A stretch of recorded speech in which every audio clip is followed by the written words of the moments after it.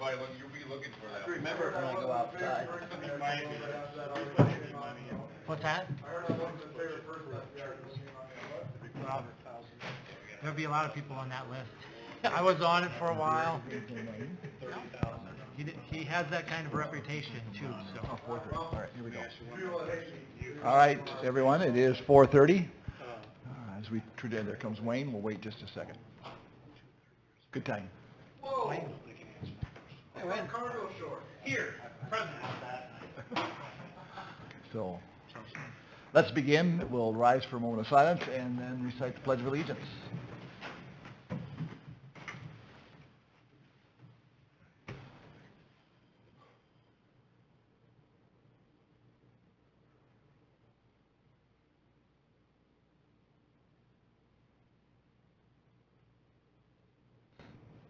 Please join me. I pledge allegiance to the flag of the United States of America and to the republic for which it stands, one nation, under God, indivisible, with liberty and justice for all. And then if we could have a roll call, please. Pete Hamill. Here. Ken Snyder. Here. Brad Hand. Here. Wayne Barahona. Here. Tom Eggers. Here. Good. Next item up is the approval of the agenda. I'll take a motion for that. So moved. Support. Any discussion? Roll call, please. Snyder. Aye. Hamill. Aye. Hand. Aye. Barahona. Aye. Eggers. Aye.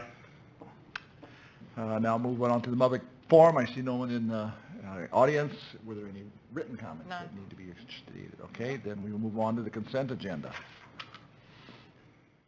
Take a motion. We approve the consent agenda.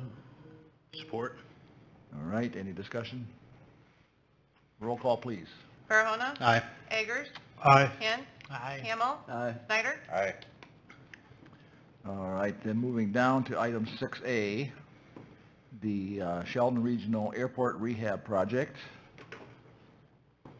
Presentation of bids is the first thing on the agenda. Are you going to take care of that, Todd? Okay. Yeah, we received two bids on the project. The apparent low bidder, the low bidder was Screed Tech out of Fairbury, Nebraska, at an amount of $526,919. The engineer's estimate on the project was $604,165. I'm not familiar with Screed Tech, but McClure has checked on them and says they do adequate work and recommend we award the bid to them.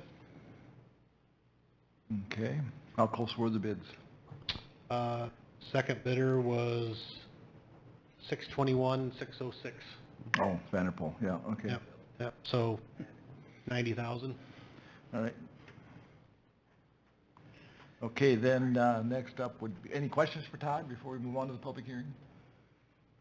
All right, then I'd like to open the public hearing, which there being no one here, I don't suspect there are going to be any comments. Were there any written comments regarding, okay. Then a motion to close the public hearing. So moved. Support. Roll call, please. Hamill. Aye. Snyder. Aye. Barahona. Aye. Eggers. Aye. Hand. Aye. Okay, then we need to have approval of the resolution awarding the contract. So moved. Support. Further discussion? Roll call, please. Eggers. Aye. Hand. Aye. Hamill. Aye. Barahona. Aye. Snyder. Aye. All right. Item B, under new business, is consideration of the status of the Trilogy lot. Do you wish to address that at this point to get us started? Sure. Okay. So there is a link in the agenda that shows where this lot is located. It is near Fieldcrest on the corner of 26th Avenue and East 6th. This is the last lot in a Trilogy that was put up for sale in 2013. The price is the same as what it was 10 years ago. You really have three options. You can keep it listed, you could reduce the price, and we have been told that the lot is priced fairly, and it's priced just as it was at that time in 2013. The third would be to transfer the property to SCDC and let them handle it. So that is my recommendation, is to consider option 3. We have made an effort. I don't know, I don't know if I'd call it an exhaustive effort, but we've made a pretty good effort to try to sell the lot. And the city is good at a lot of things, and one of the things that SCDC is better at than us is, or one of the many things I should say, is selling property. So, anybody have any questions? If you do decide to do this, you would need to decide, it would be subject to a public hearing, and then you would decide whether you want to have a payback at all, and that's a policy decision that would be yours to make. Would transferring it to the SCDC give them or any potential landowner, or I should say, from a marketing standpoint, would that give any sort of different criteria as far as it being, not city-owned, so not subject to as many rules and regulations and that sort of thing? Go ahead. So there's covenants out there, so everything would stay the same as far as building requirements are, Wayne, so nothing changes there. If their lot is sold, it wouldn't have to come back to the city council for approval on anything, which is an extra layer of, governing on a sale, where SCDC were able to expedite that and negotiate like we have on other property more quickly, so to speak. So I think it helps that in that aspect. So the actual example from that property, however many years ago, there was a developer that was interested. There were options granted, if I recall, as incentives to make development more likely. In order for that to happen, that all had to come through city council. While some developers would be a little bit leery of having to have their ideas and possible projects go through this setting, and would rather work with a private entity, which SCDC is. So that's probably the biggest advantage, is that development becomes more nimble in the context of SCDC, and that's quite frankly one of the key reasons to have a chamber and development corp. What was our current price on it right now? 32,000 and change. 32,820. Okay, that's what I thought, but I wasn't quite sure. So what will the SCDC do different in terms of marketing it than has been done in the past 10 years? Differently? I think we stick with a lot of the things that we're doing. We're working with our local real estate agents. We're marketing it. You city's been marketing it online. We'd be able to ramp it up into some of our marketing efforts and some of our brochures and stuff like that. And I think what the advantage is, Micah hit it on the head, is it gives us more of an advantage as far as negotiating on property, right? I mean, we've had some success doing it on other SCDC-owned property versus that was a tricky project, the one that you were referencing, because they wanted to be able to kind of do everything, without having to be out and up front when they're negotiating on property. So this would be able to just allow us, when we're trying to facilitate a deal, and that's zone multifamily. So that's another thing to be considering here. It's not a single family lot, so developers will come to the table for a fourplex or an eightplex like Justin Jonas's project. So this would give us the advantage and the city the advantage to be able to negotiate with the developer on that lot specifically. So I think we'd market it a lot the same we're doing already, Greg, is I think it just gives us more of a nimbleness, like you said, with negotiating on a potential project. So. Okay. Why don't we just, I thought it's just put a ridiculous low price just to try to sell it and be done with it. And Like also, $5,000 or something, just to get rid of it. Try that before we haven't tried dropping the price on it to sell it. what about an auction? That was the other thought I had. Put it up for auction. I guess I have a question. I'm not used to government. I have to serve about 10 terms to get used to it, I think. Is there a cost involved? If you sell the lot for $35, are you going to lose money? Is there a cost, or does it just, we only have sale? There's no cost. Do we have anything in this lot? Yes. Yeah? Land purchase price, water, sewer, storm sewer, street. Yes, we have a lot into that lot. We have a lot into every lot we own, whether it be Is it- residential or When I commercial. look at it, if we can sell it for $5,000 and get a $250,000 house or something, we're better than sitting on it for $32,000. I'm not arguing that point, I'm just answering the Yeah, question. We have a right. lot in the Yeah. lot. Okay. Yeah. Right. To have a fire sale, I don't know, I mean, I don't know if I would have dropped it down to 5,000. I just threw out a number just to get rid of it. We've done dollars before. So, but I guess, Brad, what would the difference be if the city does it versus if the SCDC does it? I'm just thinking, then it only has to get transferred once. We have legal fees to transfer it to them. They have legal fees to transfer it to somebody else, so you're throwing money into it again. And we haven't tried anything. Right. So I mean, why not try something? And if we get lucky and sell it for X amount of dollars, if it's, yeah. Put it on a Dutch auction, 10%, drops 10% a month. Or something to that effect. I You mean, gonna just, administer that? Oh, no. pardon me? So Kurt, I got a question for you.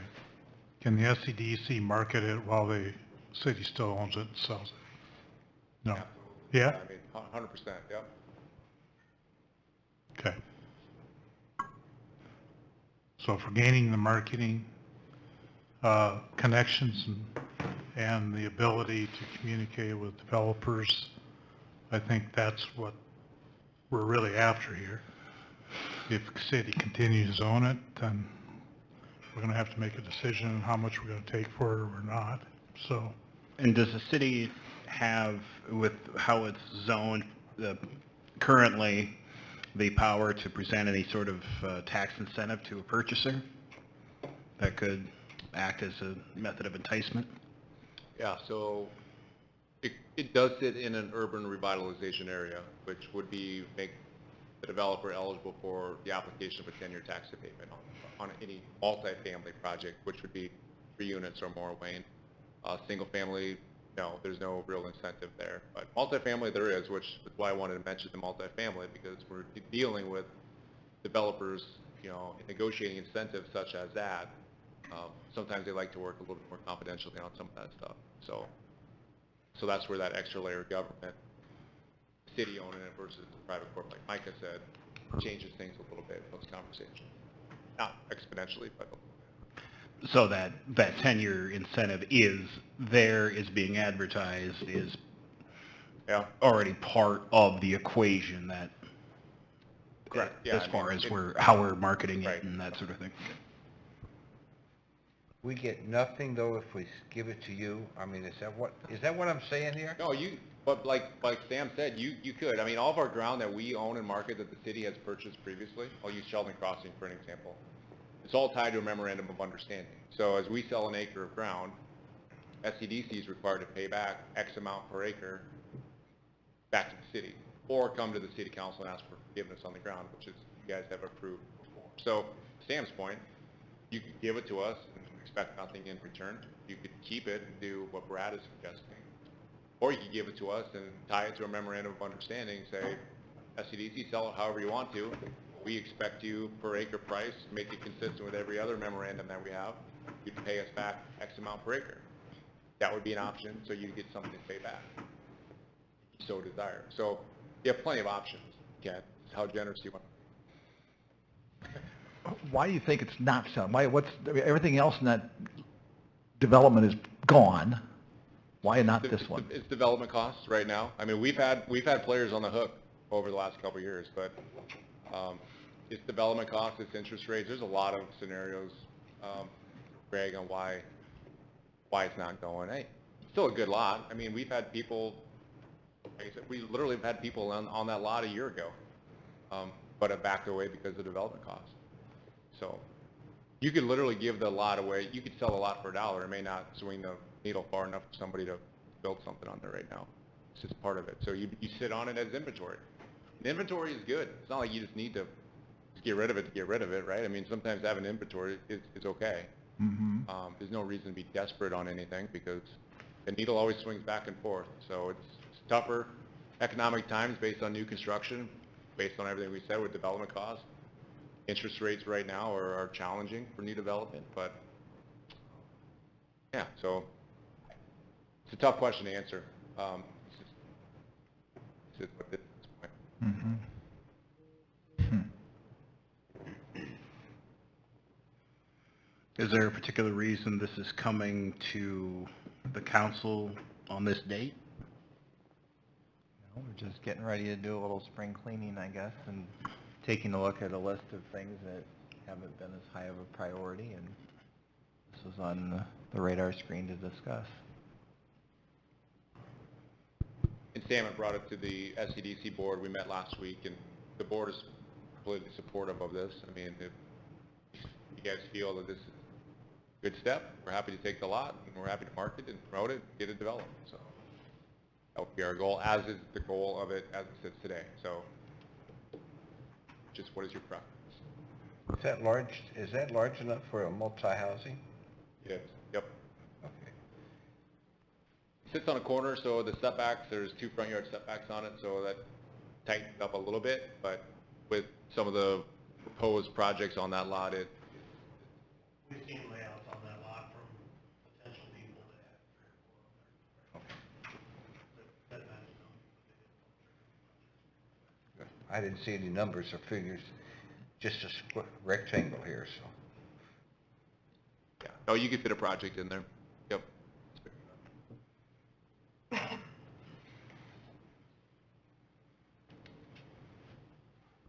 Micah, what are the estimated legal hours that go into a simple transfer like this from the city to SCDC? Well, from city to SCDC, it's a little more straightforward than from city to a third-party buyer. So a third-party buyer, we typically have a purchase agreement and a formal closing that we do. So this would be your initial resolution, so whatever the terms are. Meg, my assistant, would coordinate with Iowa Information to publish notice. And then, if it's approved, we'll need a final resolution, which will be close in terms to the first, and a deed. So it's an hour or 2. Okay.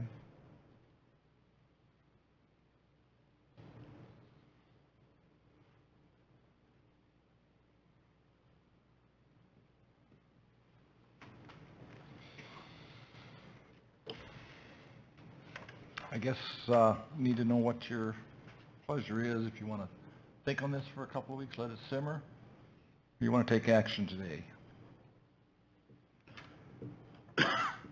Or pursue one of the other options we've discussed in this, through the course of this afternoon.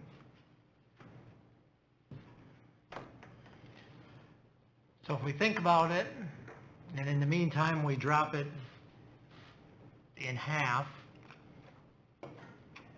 why we're thinking about it, and see if we sell it.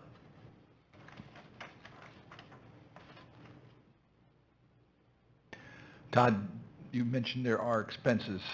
I mean, wasn't this price somewhat determined by what we have into it so far? I don't know if we have ever set a per square foot lot price high enough to cover our inputs. So we have more into it than 32,820. That would be a fair statement. If we just looked at acquisition costs, Todd, what is that? I mean, who knows that? I don't remember what we paid for that ground.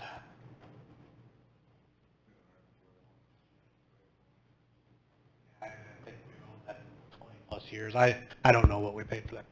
Is there a particular reason that that parcel is not moving when all the others have? No clue. No? Just happened to be the... It sits on a busy street, busy street. Yeah, so that would be the only thing I could say. It's a nice sized lot. I didn't even know the exercise had had ended. What's that? I didn't know that their option on that piece had expired, I guess. I thought they still had the option. I figured that's why it wasn't, why it wasn't happening. Okay. There is another lot at 320 26th Avenue that's sitting empty. That's privately owned. Yeah, according to Beacon, it's owned by HM Ventures. whatever that is. the same group that had the first option to buy the lot that we're talking about. Okay, And that's now under a minimum assessment. If you remember, that came forward last year. I don't, but thank you for reminding me. You know, with the nursing assistant living, duplexes, So- all the time, different houses. So Kurt, who put together the purchase for Potma? The three lots that we basically took action on, sold it to them for X amount? The city, that came all through the city. Okay. Yep.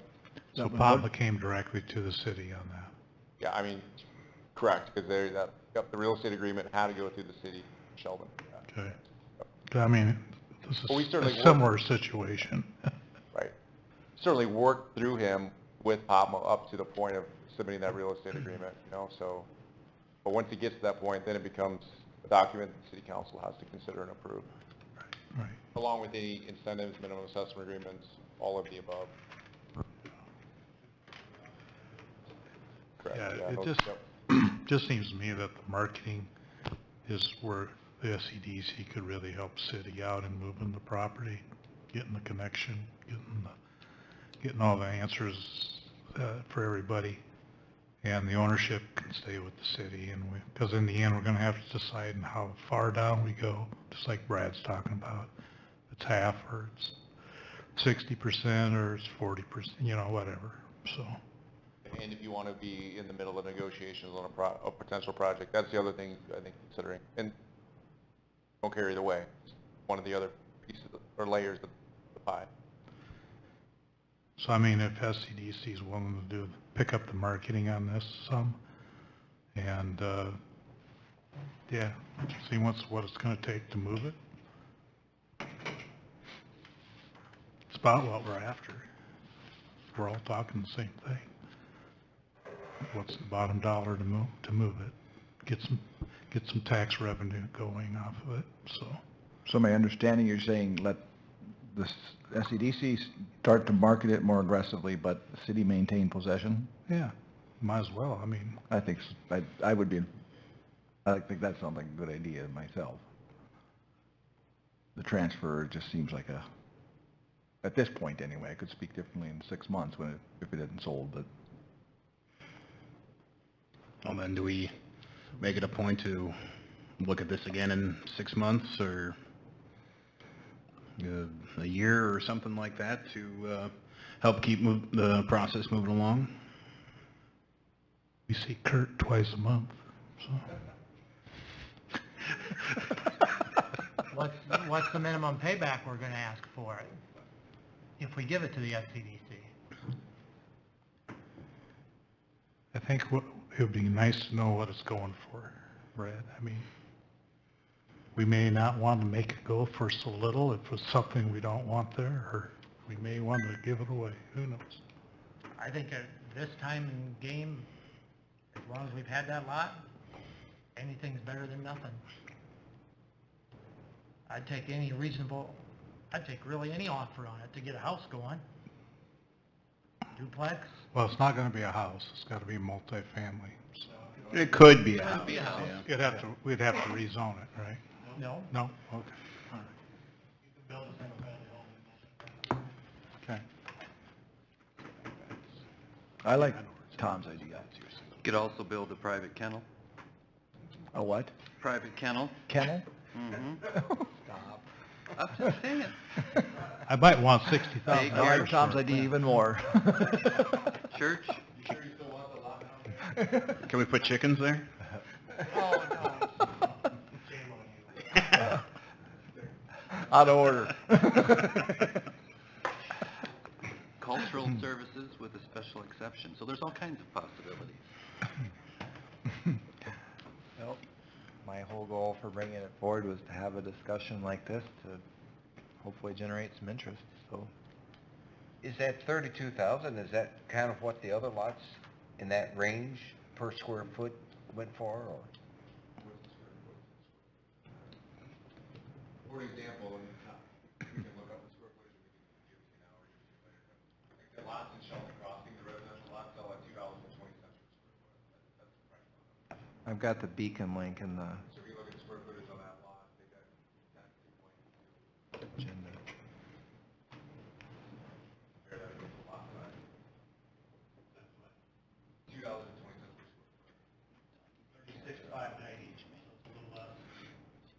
I would use what So it's even less already. Yeah, to Brad's point, we've given lots away for $1. Yeah, I know. Not out there, well, we did, Talking about doing that again, I mean, how are you gonna compete with that? Well, not trilogy, we discounted the potable lots, Yeah, but that's the only one. yeah, those, so we could sell them. Right, but those were very developable lots. No. right. Okay. But if we've had this thing for years, Another year with a concentrated effort from the SEDC on marketing it. If we get that out of it, great. The real estate agents helping us too, they got it all listed. I think you know the city's willing to work to get it to move. so what are the lots out in the crossing going for? That's what we just priced out. That's the 2,020 cents per square foot. What they selling for? If you wanted to go buy a lot out there, average Like price? range, Yeah, depending on lot size, it's anywhere from 24 up to the bigger lots, like $64,000. and then there's a rebate back. Right, there's a $15,000 and $10,000 rebate. So 25,000 off. So lots out there are cheaper than this lot. No, per square foot they're more. Some of those are out there are pretty small. Yeah, This is a big lot, bigger than anything probably out in Crossings, not? Oh, No?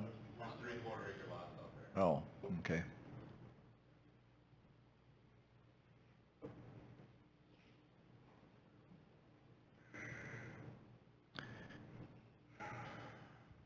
If we either need to have a motion or we take this under advisement and move forward.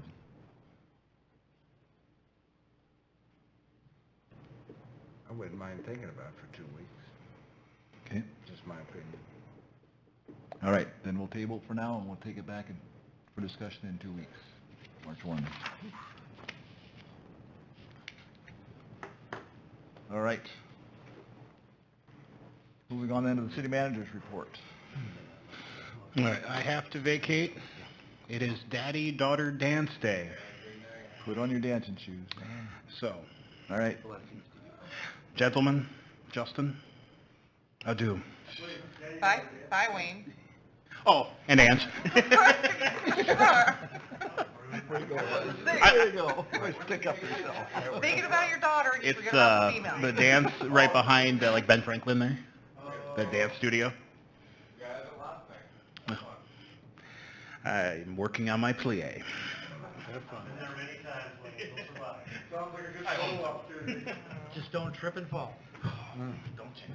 Especially up that north door. Have fun with the stretches. Would you go out that north door? Would you go out that All right, north door? Sam, you're up. All right, Oh, so yeah, I know it. if you click on the first attachment, the ordinance review memo, I've highlighted a few things that I'm waiting on. One is Mallory Cricky and I have been in discussion. She was going to help us with the fiscal management chapter, waiting until after tax time. 90 through 99. Todd recommends an amendment to allow polyethylene pipe, and so working on those two sections, fairly straightforward. 106.7 on solid waste. Upon Angie's recommendation, removing the sentence about, I'm not sure what I was trying to say there. Oh yeah, about doing a comparison and listings, that's more of an administrative action and doesn't need to be in the code. That's pretty much it for that part. I was surprised that in 20-plus years, the dangerous building code hadn't changed. I thought that would. But it's the same. So anything on that before we get into 151, which is trees? You're not approving anything today. This is informal. Okay, can we move on to trees? Please do. Okay. So we'll go to 7B, click on the ordinance review memo.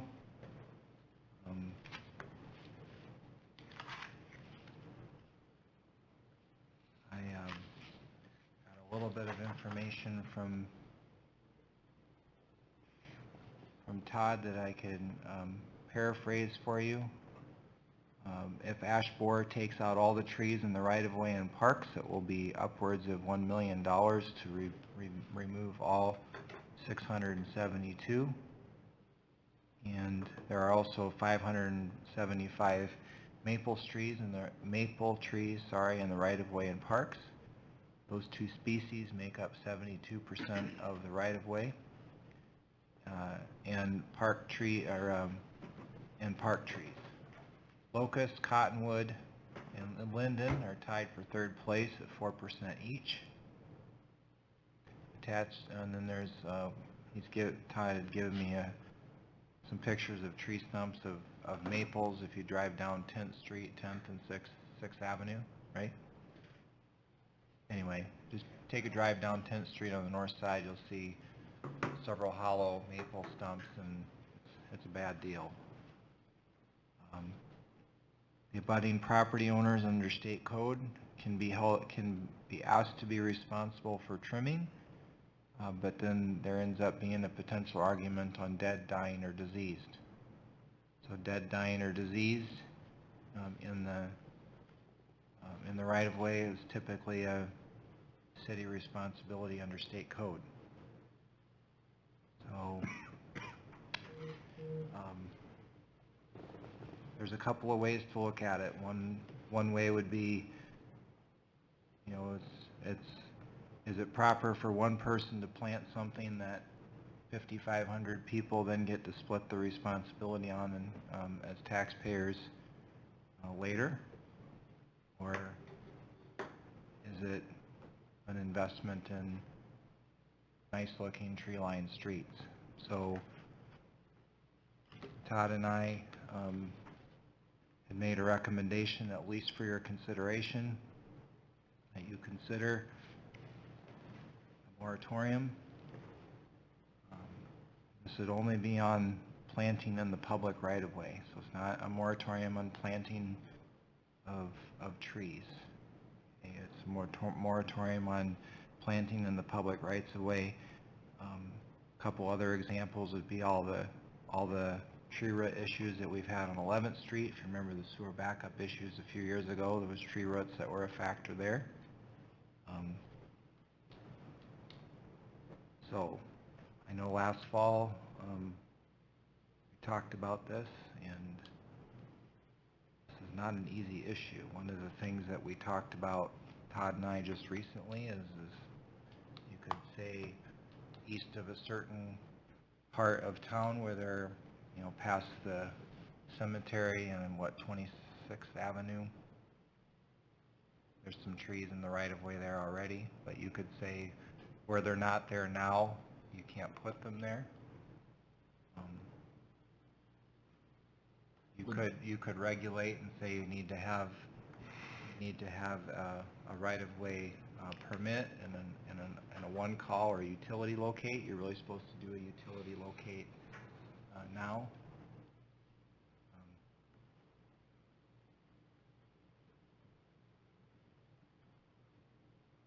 Any of these action any of these actions would require a public hearing, most likely, or not? Well, if you put it in the ordinance, then it would be subject up to 3 readings.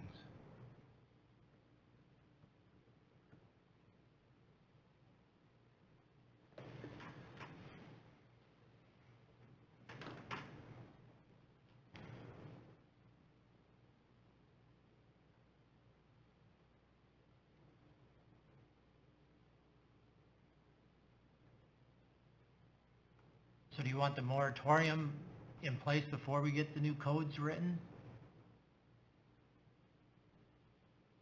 Well, there's a couple of ways to do a moratorium. It seems to me that, well, Mike, I didn't have a chance to talk through this with you, but I've seen moratoriums done by resolutions. But the better, probably more legal way with teeth is to do it through an ordinance. If you did it as a natural sunset, help me out here. Well, the advantage of the ordinance and making part of the city code is that you have a better enforcement mechanism, namely municipal infraction. Now, to the mayor's point and the question about a hearing, hearings aren't mandatory to pass the ordinance. Of course, you have the requirement of 3 readings if they're not waived, but you also have the option of scheduling a hearing even if it's not mandatory. In terms of when it starts, you control that a little bit by if and when you take action.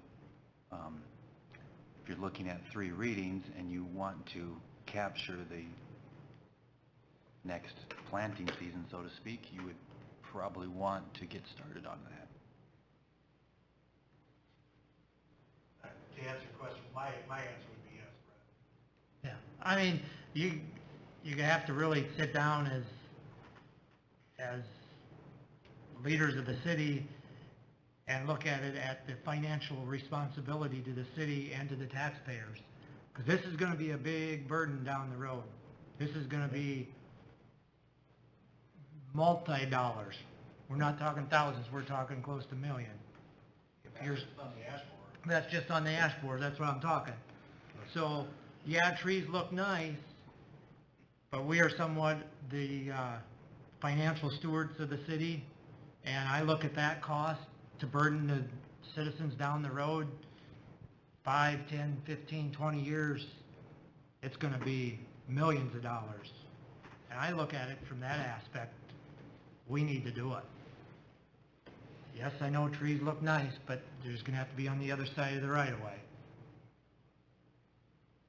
The other issue to consider in this, from a legal standpoint, is currently the Iowa Code, in its statement that the city is responsible for trees in the right-of-way, is really what's causing the concern when you look at it from the financial perspective, right? Yep. There are, of course, numerous municipalities around the state that are going to be affected by this, and it will be interesting to see if and how the legislature deals with it in the next few years, because it's an issue not just for Sheldon or not just for O'Brien County, but it's statewide. So that allows the legislative process to happen. Whether it happens productively or not, I don't know, but it allows that to happen. If it's coming out of Des Moines, you know who's going to be responsible for it. It's going to be the city taxpayers. And look at the last fiasco with the property tax mistake. We're still working Who's through that. paying for that? We are, not the people in Des Moines. So it's still going to, the buck is going to stop with the citizens of Sheldon. Yeah, and I'm not suggesting that, I thought that the legislation would be for the state to take care of it. It's just that you may see some changes to 364.12, which is what the current status is. Then if there is changes, then we can, Yeah. positive changes, then we can change positively back here.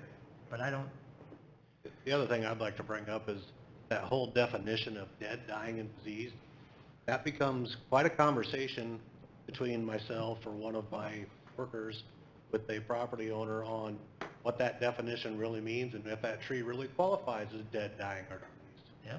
Right. That's pretty gray. And it's not, and it's easy for somebody that lives on the other side of the sidewalk that knows that tree is gonna cost them $1,500 to say, I think it's dead, dying, Right. diseased, come take care of it. Yep. I look at it as if the ordinance didn't make it the responsibility of the city, we'd end up with a blight issue. Every owner would let the tree die out there and wouldn't want to spend a dime to get rid of it, and they'd be waiting for the city to come by and take care of it. So whether or not we, the ordinance says that we have responsibility and this is what we're going to do about it or not, it's going to be an issue either way. So if they do plant it behind the sidewalk, you know, there's a liability for the city any way you look at it, I think, so. But, is there a way to, I guess the hearing is the only way to really do it, for us to take a position, have hearing on, and see what kind of feedback we get from it versus getting information from the community prior to and then follow wishes, because in the end, it's going to be taxpayers paying for it anyway, so. Or commit to multiple readings. Right. If I might. Yep. So if this is something that you're interested in doing, and we're still several months out from getting the whole code adopted, because there's a lot, there's a lot of chapters to review yet. So Todd and Mike and I could work up an ordinance amendment and bring it forward.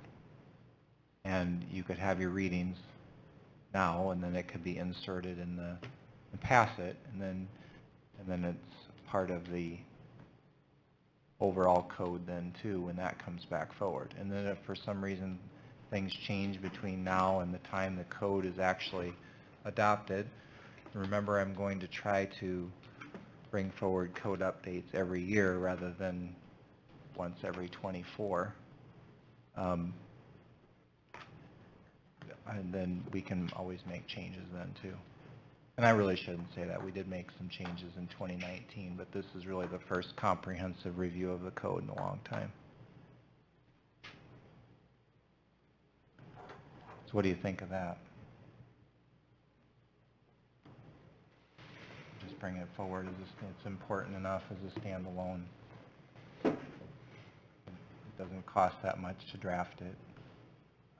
I'm not ready to make a decision today, I don't think. Yes, there are costs, there is a liability with these trees, but the other side of the coin is, because that comes out in the paper, we got $1 million liability for trees, but you've got to also balance that with the economic, the social, the communal benefits of trees as well. That does get offset. Yes, there is an expense and we have an obligation, but we put trees in the downtown landscape. That was, the architects had that in there. They had a lot more trees than what we actually ended up with. I was opposed to that. Yeah, I know you were. Just for the record, I'm opposed to all trees in the right-of-way period. I understand that. I'm not. I understand that. And so we have to find that ground, that happy medium. But just to throw out and say, we got $1 million library, we got to get rid of all trees. We can't allow this more planting of trees. That's not fair. But that would be the process of drafting an ordinance, have the public hearings, take community's input. Yeah. That idea makes sense. I think we need to get the community's input. Tom, did I hear you right? That you said that for our liability, or there's no difference between if they planted on their own property or the right-of-way? What I'm saying is there's a real chance that if you were the homeowner and the tree dies and it's your responsibility to get rid of it, you might not get rid of it. Tom, there's a difference, and I'll explain it to you. If it's on private property and they have a nuisance tree, we can remove it and assess those costs to the property owner. If it's on the public right-of-way and the tree is failing, it is the city's responsibility and the city's only. There's no private property owner responsibility. So there is a distinct difference between those Okay, two. could we not disown the public property? So I appreciate that, but the property owner is still going to have to pay somebody. But then the individual or the property owner pays for that individual tree, not the neighbors and not the people on the other side of It's personal town. responsibility. That's where I see a clear difference between the two. But that's just my opinion. I understand the difference, and I'm not saying that they're the same. What I'm saying is that, yes, we The can city come has in there the and we right. can take care of it, but we're going to charge them. And, I don't know. But you know how that goes sometimes, so. Yeah, we may not collect until the house is sold. Right. Yep. So it's not, different path, but But there's a path. true. There's no path on the True. Well, us, we're the path. Which is them. Right. Which is them. I mean, it's kind of two circles go to the same place. Even if they planted the tree themselves, it's still, If it's it doesn't dead matter. diamonds, easy. Government. And next time when somebody calls about a dead, dying, or diseased tree, I'll take you along and you can help me make that determination. Because it's not always pleasant. And I can tell you, one of the trees that we recently took down, I've been avoiding taking down for years. I had argued that it wasn't dead, dying, or diseased. We finally took it down, and it's the one that had about that much meat on the outside. I don't know how you're supposed to know. I really don't. I'm not an arborist. Right. You know, when Sean Hutchison was city manager, he wanted me, when somebody called in for a dead, dying, or diseased tree, he wanted me to drill test them. So then I'm out there frickin' drilling trees. I mean, to determine how much meat is left on the outside, and that was a determining factor of whether or not we took it down. Guys, I don't have time for that. And the other thing is if we're gonna, if the ash borer does what it is, there's going to be a lot of trees that are gonna be want to replanted, and that's gonna require a permitting process that we don't currently have in place. Because, or a lot of follow-up of, hey, you planted it too close to the driveway, too close to the corner, too close to the fire hydrant, so on and so forth. It's gonna take some real time and effort to manage that as well. So, I don't know.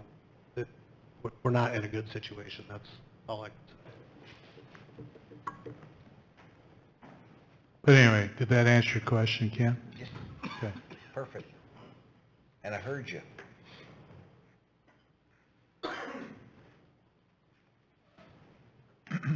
My question to you at this point, Sam, is do you have enough information to move forward with, based on our discussion today? Do you have a feeling of the temperature of the council? I'll summarize what I think the temperature is. What I think the temperature is for Micah, Todd, and I to draft a moratorium ordinance and bring it forward for first reading. That's what I think the temperature is. And you'll have to put in some of the details that he just explained as well. Figure that out. Now, if there's a moratorium, because then that, It's actually that's Okay. the for least 5 years. complex of the solution. Yeah, for 5 years, but I And mean, then, I think that gives us and the city staff time to write the ordinance, and people the right time to vent on the ordinance change as Well, we I move also forward. think we will get some feedback from the state or from other towns that are, Yeah, because we're not the only ones dealing with this. This is a statewide, Midwest-wide problem. That's true. I don't know if 35% of every other town has ash trees in the right of way or not. That's, that's the kicker. That's one thing that's really hurting us is clearly there was a hot sale on ash trees at one point, right? And then the maple must have been right behind it, and then the cottonwood and the... Well, the fourth school- grade, everybody got an ash tree. Yeah. I know where mine is planted on 6th Street right now. Everybody got an ash tree. yeah, my kids all brought them home from school now. What happened? I removed mine, okay? Both of them, They give out maples now, I think. yeah. A maple Are we all in borer agreement on its way. with Sam's assessment of the mind of council at this point? Okay. Start with that. Okay.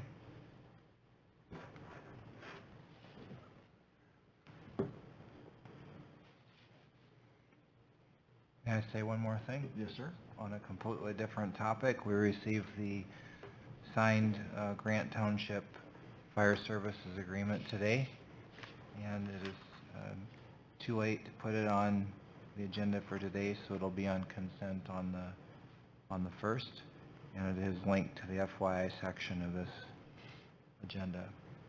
Were you able to talk to Mr. Krakis, or did you? Yeah, we had a great visit. He came in this morning and dropped off the signed agreement, and Brad and I have had several conversations with him over the last few weeks, and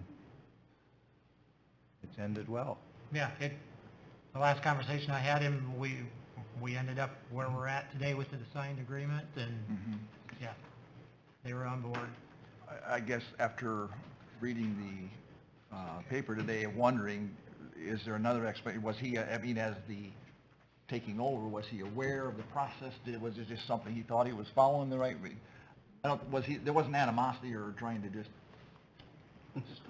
what I know of Leroy, I don't think that would be the case, but, and I guess this is probably not a fair question to ask in this setting, but, there's another side to the story, and We reached agreement. okay. That's mine. So, anything else from you? No. Anything from you, Todd? No, thank you. Kurt? No, thanks, just a reminder, the SCDC rescheduled luncheon is tomorrow for those that wish to attend. All right, Angie? No thanks. Micah? No, thank you. Council to my left. All right, Yeah, I got one last thing to say about the tree ordinance then. about what? About the tree ordinance or Okay. the memorandum you guys are gonna work on.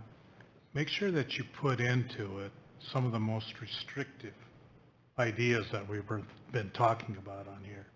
Because then the community can talk back towards those. If we don't put them in there, then there won't be a talking point in there.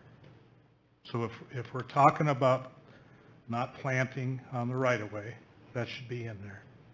If anything else, if anything else needs to be in there, that would be along those lines. I think that kind of verbiage needs to be in it, so people can talk towards it.